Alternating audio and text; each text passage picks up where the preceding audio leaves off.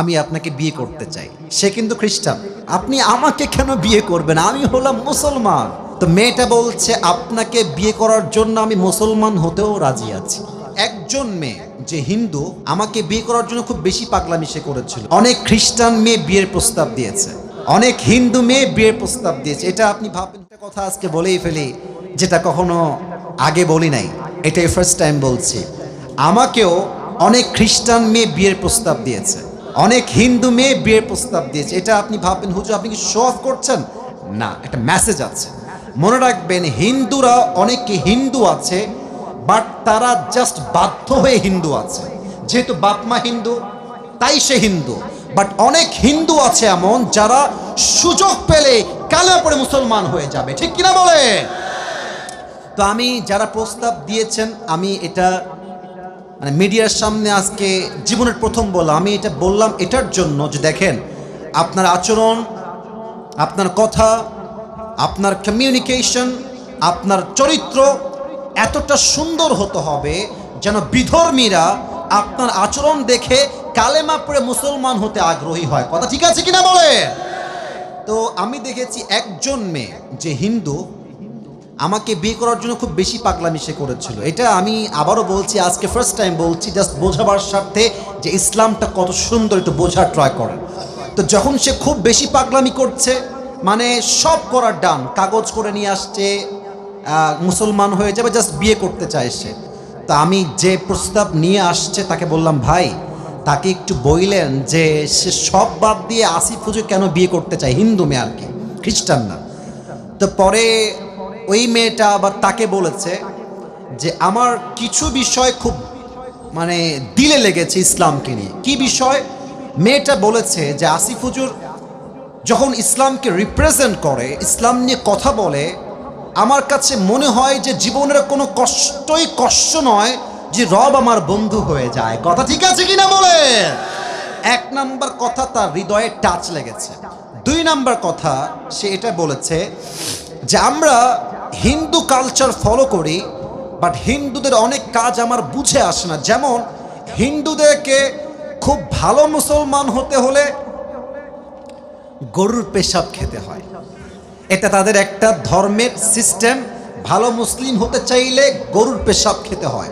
তো সেই মেয়েটা বলল যে ইসলামে তো এরকম কুরুচিপূর্ণ কোনো কাজ নাই তো নাই, এবং হুজুরদের যে আচরণ, জামা কাপড়, পোশাক, ভাষা, ভদ্রতা, নম্রতা, এটা আমাকে বোঝাতে বাধ্য করেছে যে ইসলাম হচ্ছে পৃথিবীর সবচেয়ে শ্রেষ্ঠ ধর্ম। যুবক ভাড়া ঠিক কিনা বলে?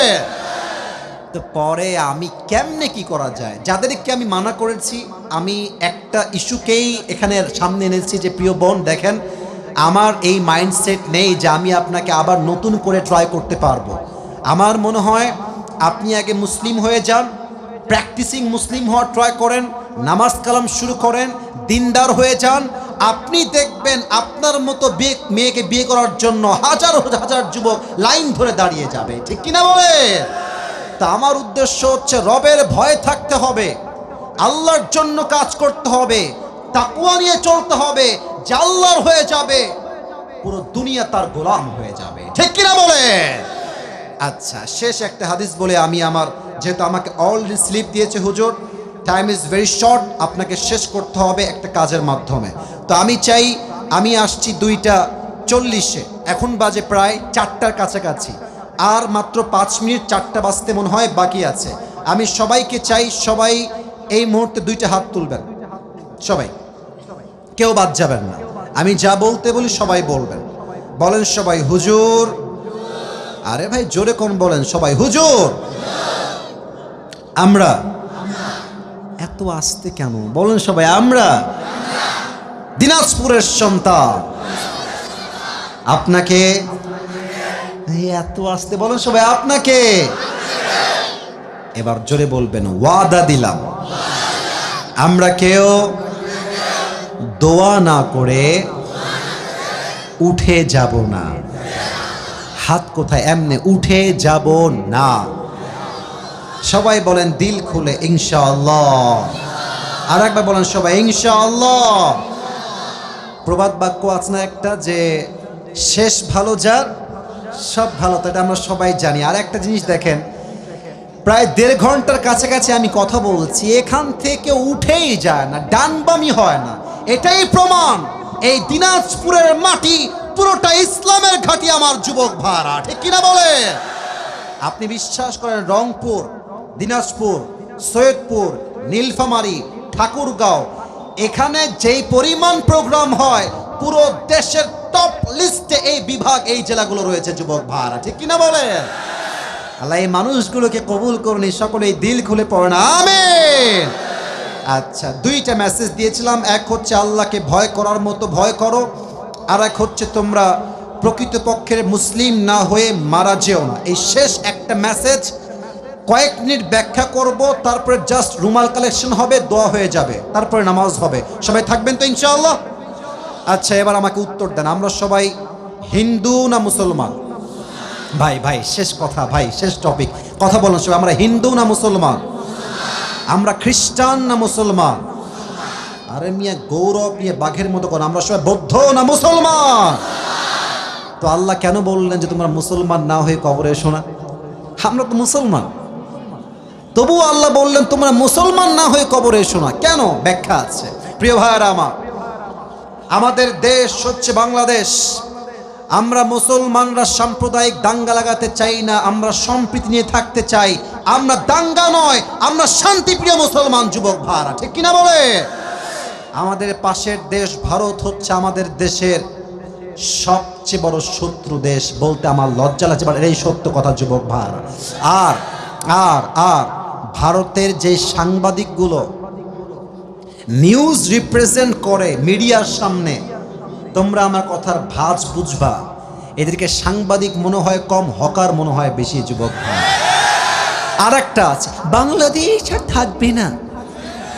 আমি অভিমান করেছি, আমি কোনো চিল্লাফাল্লা করবো না। বেটা, তুই বাংলাদেশ থাকবে না, তুই বলার কে রে? তোর বাপের বেটা তুই হয়ে থাকলে বাংলাদেশে একবার আয় না, তোর পিঠের একটা হাড্ডি চামড়া বাকি থাকবে না যুবক ভাইরা আমার। আমরা তো মারামারি চাই না, তাই চুপচাপ থাকি। আর একে দেখলে আমার কেন যেন এই হিজড়া মনে হয়, আর একে দেখলে আমার ফিল হয় যে এই বেটা সাংবাদিক হওয়ার যোগ্য নয়। ঢাকার গুলিস্তানে আন্ডার প্যান্ট বিক্রি করলে বেশি মানাবে দিনাজপুরের ভাই।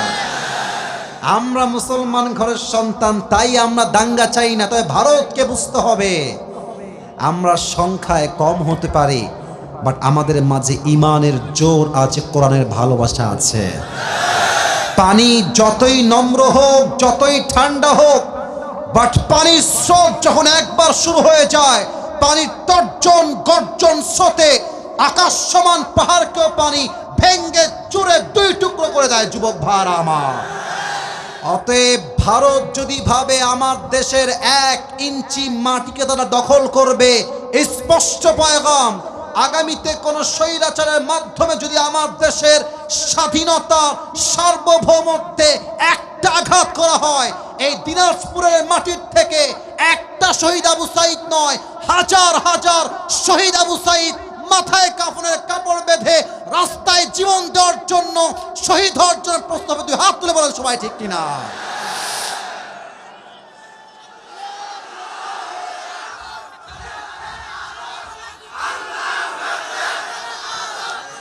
এটা এটা শুধু দিনাজপুরের মাটি নয়, এটা রংপুরের মাটি। কারণ দিনাজপুর হচ্ছে রংপুর বিভাগের মধ্যে পড়ে। কথা ঠিক আছে কিনা বলেন সবাই আমাকে? আর রংপুরের নাম শুধুমাত্র আজকে বাংলাদেশে নয়, গোটা বিশ্বের প্রত্যেকটা কান্ট্রিতে রংপুরের নাম পৌঁছে গিয়েছে যুবক ভাইরা আমার। এই বাংলাদেশ দ্বিতীয়বার স্বাধীন হয়েছে, এই স্বাধীনতার সূচনার দ্বিতীয় ইতিহাস তৈরি হয়েছে রংপুরের শহীদ আবু সাইদের মাধ্যমে। যদি আগামীতেই বাংলাদেশে ইসলামের রাজ কায়েম হয়, ইসলামের পতাকা যদি পক করে উঠতে হয়, রংপুরের মাটির থেকে ইসলামের পতাকা, কালিমার পতাকা পক করে যুবক ভাইরা আমার। আর একটা কথা সবাইকে বলতে চাই, শেষ কথা, আল্লাহ বলছেন মুসলমান না হয়ে কবরে এসো না। অতএব আমরা হয়তো মুসলমান নামে হয়েছি, কাজে হতে পারি নাই। দাড়িও আছে, টুপিও আছে, সুদ খাই, ঘুষও খাই, এটার নাম আসল মুসলমান নয়। মুসলমান হবে সেই মুসলমান, আসল মুসলমান, যার সামনে বাতিলের মসনদ থরথর করে কাঁপবে, বাট সেই মুসলমান বাতিলের সামনে মাথা নত করতে প্রস্তুত হবে না। ঠিক কিনা বলে? আল্লামা মামুনুল হক সাহেব নাম শুনছেন আপনারা সবাই? আমির হামজা হুজুর নাম শুনছেন না আপনারা সবাই? মিজানুর রহমান আজহারি নাম শুনছেন না আপনারা সবাই? তাদের কাউকে দেশ ছাড়া করে, কাউকে মাতৃভূমির মাটিতে জেলখানায় ভরে তারা ইসলামকে দমন করতে চেয়েছে।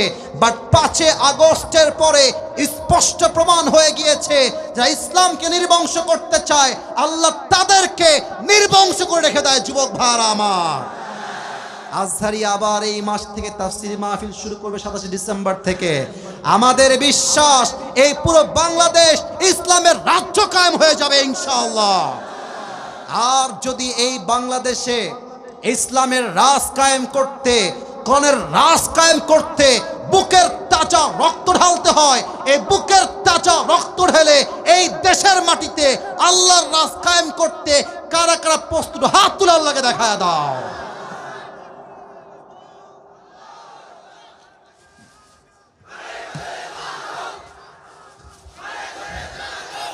আমার সঙ্গে তাকবীর দেন, লিল্লাহি তাকবীর। আল কোরআনের আলো, আল হাদিসের আলো, কোরআন হাদিস যেখানে, আলেম ওলামা যেখানে, আল্লাহ তাআলা কবুল করুন সকলেই দিল